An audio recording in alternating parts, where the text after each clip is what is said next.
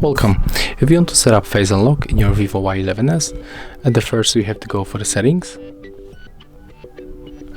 Then we have to scroll down to reach the security, tap face, input your currently logged method,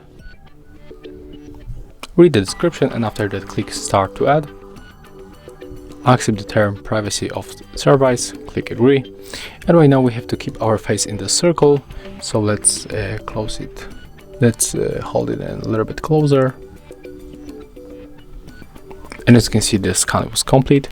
So right now we are able to turn it off, lock the device by power key, unlock, and right now our face was recognized successful, so we can just simply swipe to open device, and that's how it looks. Thank you guys for watching, leave thumbs ups, comments, and subscribe to our channel.